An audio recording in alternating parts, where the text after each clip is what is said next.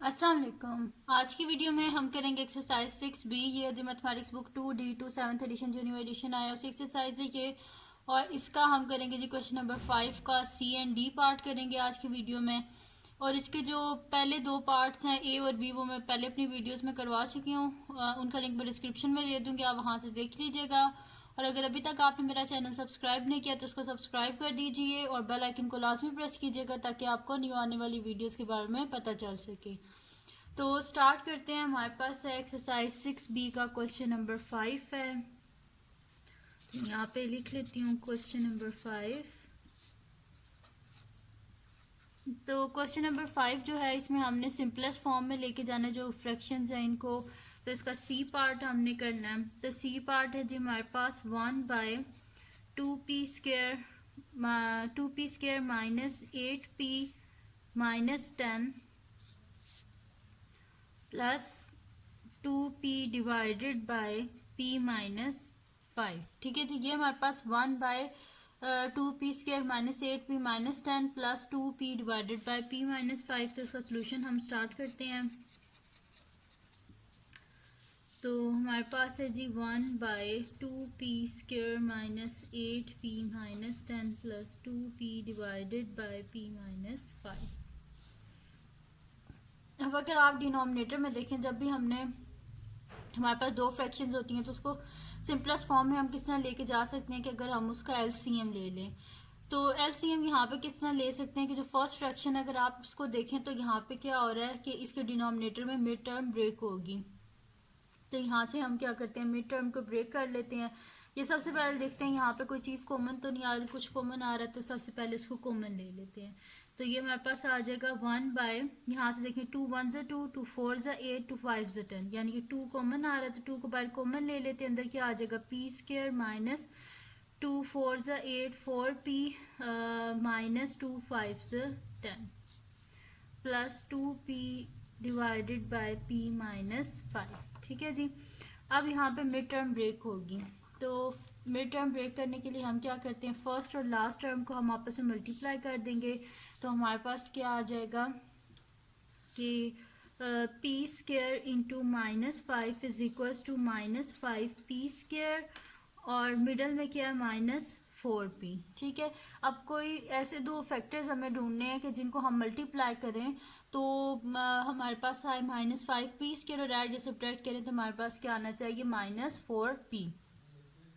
तो अब अगर आप देखें तो हमारे पास होता है जी 5 1 से 5 और 5 में से 1 को माइनस करें तो 4 होता है, लेकिन यहाँ पे -4p है। ठीक है, यानी कि बड़ी टर्म के साथ माइनस होना चाहिए। तो हम इसे फिर कर देंगे -5p multiply by p is equals to -5p² और -5p plus p is equals to plus minus minus 5 में से 1 गए 4p और बड़ी टर्म के साथ माइनस है इसलिए माइनस, तो -4p।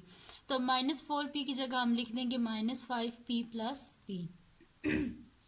ठीक है, तो यहाँ पे हम लिख लेते हैं 1/2 इंटू p² और -4p की जगह लिखना है -5p plus p, -5p plus p minus 5 plus 2p divided by p minus 5। अब हमने क्या करना है कि फर्स्ट टू टर्म में से जो कॉमन आ रहा है वो कॉमन ले लेंगे, फिर नेक्स्ट टू टर्म में से। तो हम यहाँ पे इसे स्टार्ट करते हैं। तो ये हमारे पास आ जाएगा जी के इज इक्वल्स टू 1/, यहाँ पे आ जाएगा 2 इंटू फर्स्ट टू टर्म में से क्या कॉमन आ रहा है p, तो p को कॉमन ले लें। अंदर क्या आ जाएगा हमारे पास p² है तो एक p बार कॉमन ले लिया, अंदर एक p रह जाएगा -5p बार कॉमन है ऑलरेडी ले चुके हैं।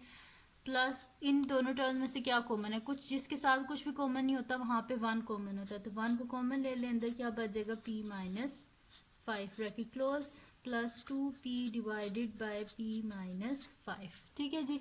अब नेक्स्ट शीट ले लेते हैं और उस पर हम इसको आगे सॉल्व कर लेते हैं। तो ये हमारे पास आ जाएगा कि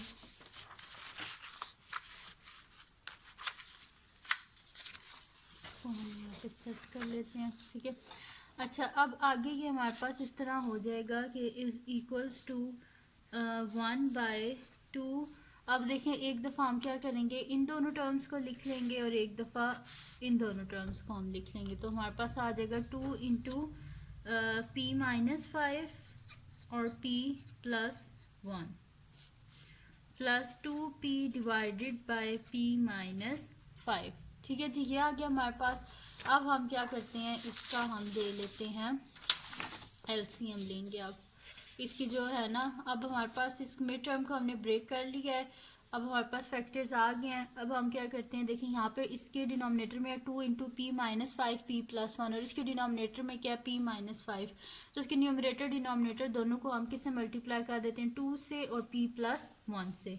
तो multiply by 2 into P plus 1 2 into P plus 1। ठीक है, इसके न्यूमरेटर डिनोमिनेटर दोनों को p plus 2 into P plus 1 से हमने मल्टीप्लाई कर दिया। तो हमारे पास आ जाएगा 1 by 2 into p minus 5 p plus 1 plus denominator में तो इसके भी आ गया हमारे पास 2 into p minus 5 p plus 1 और न्यूमरेटर में हो जाएगा हमारे पास 2 टू ज़ 4 p इंटू पी प्लस 1। ठीक है, ये हो गया हमारे पास। अब हम क्या कर लेते हैं कि डिनोमिनेटर सेम हो गया तो उसको एक दफ़ा ही हम लिख देते हैं, यानी कि नीचे में लिख देती हूँ 2p माइनस 5 p प्लस 1 और न्यूमरेटर में आ जाएगा 1 plus 4 p into P plus 1। तो ये हमारे पास हो जाएगा 1 प्लस 4p इंटू पी क्या हो जाएगा 4p square 4p into 1 plus 4p divided by 2 into p minus 5p plus 1। ठीक है जी, ये आ गया। अब हम इसको क्या कर लेते हैं, अरेंज कर लेते हैं कि सबसे पहले स्क्वायर वाली टर्म लिख लेते हैं, फिर जो जिसकी पावर 1 है वो वाली टर्म 4p, फिर constant term divided by 2 into p minus 5p plus 1। ठीक है जी, तो ये आ गया हमारे पास इसका आंसर। ठीक है, इससे कोई मसला नहीं, पहले p प्लस 1 आ जाए, बाद में p माइनस 5 आ जाए, मल्टीप्लाई हो रहे हैं आपस में। तो ये आ गया हमारे पास इसका आंसर। इससे आगे ये और सिंप्लीफाई नहीं हो रहा। ठीक है, तो ये मिड टर्म ब्रेक भी नहीं इसकी हो सकती, ना कुछ कॉमन आ रहा है इसमें से। तो यहाँ पे फिर ये इसका आंसर है, जहाँ से मतलब कि इससे आगे अगर सॉल्व ना हो रहा हो ना तो उसका मतलब होता है कि ये इस क्वेश्चन का आंसर है। ठीक है, अब हमने करना है इसका नेक्स्ट पार्ट, जो कि हमारे पास इसका लास्ट पार्ट है और वो है हमारे पास इसका डी पार्ट है। तो वो हम सॉल्व करते हैं। तो मैं यहाँ पे क्वेश्चन लिख लेती हूँ कि डी पार्ट है जी हमारे पास के डी पार्ट है कि x by x plus y plus 4 divided by x square plus 3xy plus 2y square minus 3x divided by x plus 2y। तो इसका सोल्यूशन स्टार्ट करते हैं हम। तो ये हमारे पास है x divided by x plus y plus 4 divided by x square plus 3xy plus 2y square minus 3x divided by x plus 2y। ठीक है जी, अब हमने क्या करना है जी, इसके भी डिनोमिनेटर को हमने सेम करना है, तभी जो है ये सॉल्व हो सकेगा। तो इसको तो हम और सिंप्लीफाई नहीं कर सकते, ये एज इट इज़ रहेगा। लेकिन ये वाली जो टर्म है ना, यहाँ पे हमारे पास क्या हो सकती है, मिड टर्म जो है वो ब्रेक हो सकती है।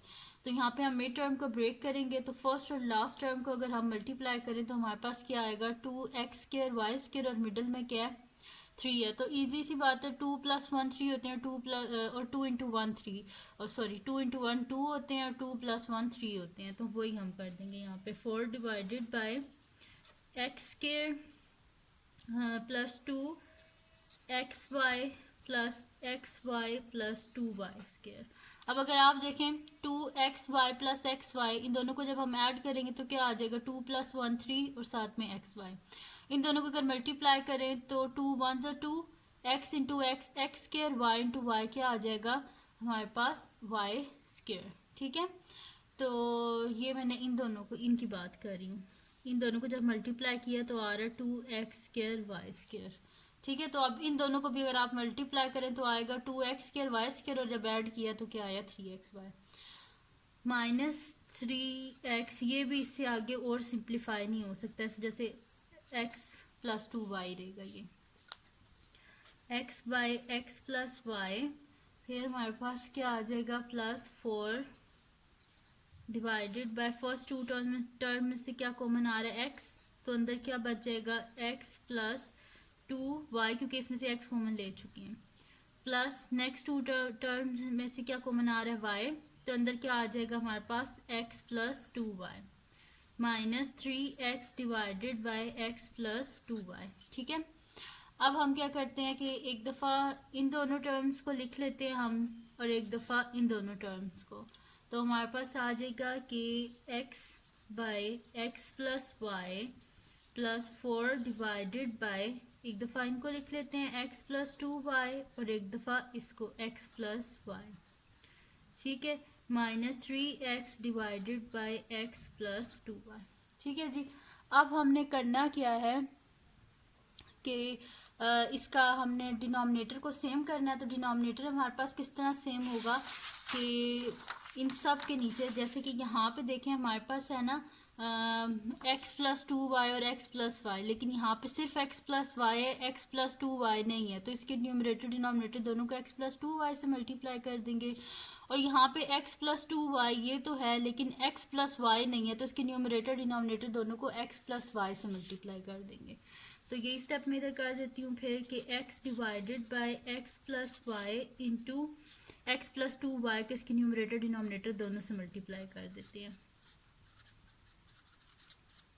ये वाली मिडल वाली टर्म एज इट इज, क्योंकि इसके डिनोमिनेटर में ऑलरेडी ये दोनों हैं।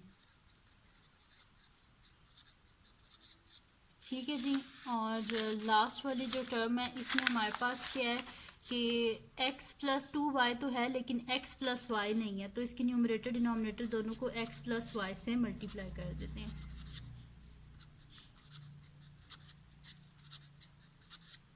ठीक है, इसकी न्यूमरेटर डिनोमिनेटर दोनों को x प्लस वाई से मल्टीप्लाई कर दिया। अब हम क्या करते हैं, इसको आगे सॉल्व कर लेते हैं। तो ये हमारे पास आ जाएगा जी कि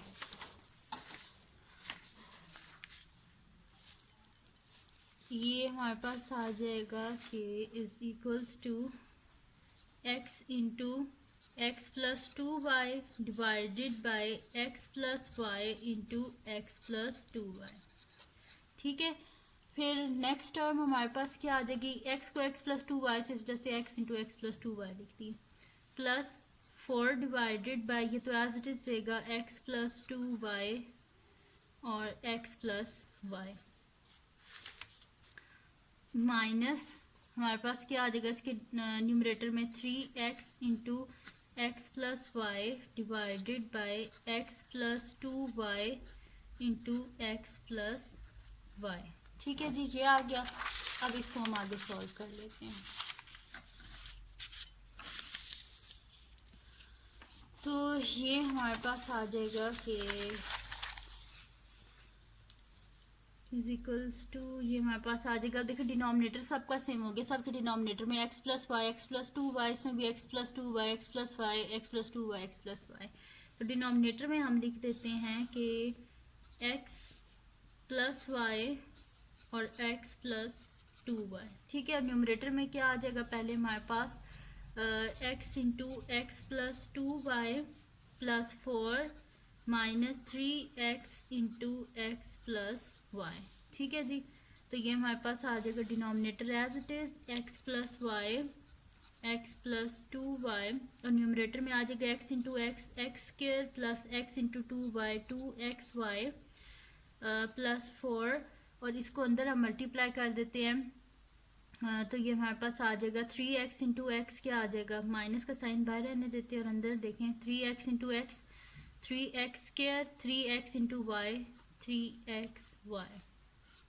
अब हम क्या कर देते हैं, माइनस साइन को अंदर मल्टीप्लाई कर देते हैं, x square plus 2xy plus 4 minus 3x square minus plus minus 3xy divided by x plus Y x plus 2y। अब जो एक जैसी टर्म्स हैं उनको साथ में लिख लेते हैं, जैसे कि x square minus 3x square, फिर plus 2xy minus 3xy plus 4 divided by x plus Y x plus 2y। ठीक है जी। तो ये हमारे पास आ जाएगा x square minus 3x square क्या आ जाएगा हमारे पास माइनस 2x स्केयर और प्लस 2xy माइनस 3xy क्या आ जाएगा minus xy plus 4 divided by x plus y और x प्लस 2y। ठीक है जी। तो ये आ गया हमारे पास इसका आंसर। इससे आगे ये और सिंप्लीफाई नहीं हो सकता। तो जहाँ से आगे मतलब कि क्वेश्चन जहाँ पे आपको पता चले कि इससे आगे ये और सिंप्लीफाई नहीं हो सकता तो वही उसकी सिंपलेस्ट फॉर्म होती है। जैसे कि अब यहाँ से आगे ये और सिंप्लीफाई नहीं हो सकता तो मतलब कि ये इसकी सिंपलेस्ट फॉर्म है। ये हमारे पास इसका आंसर है। तो आंसर आ गया -2x square minus x y plus 4 divided by x plus Y x plus 2y। तो ये आ गया हमारे पास इसका आंसर। ठीक है जी। तो ये थी जी आज की वीडियो। अगर आपको पसंद आई हो तो इसको लाइक कीजिएगा, मेरे चैनल को सब्सक्राइब कीजिएगा और बेल आइकन को लाजमी प्रेस कर दीजिएगा ताकि आपको न्यू आने वाली वीडियोस के बारे में पता चल सके। और अपने फ्रेंड्स के साथ भी इस वीडियो को शेयर कीजिएगा और उनको भी बोलिएगा वो सब्सक्राइब कर दें। और दुआओं में याद रखिएगा। अल्लाह हाफिज़।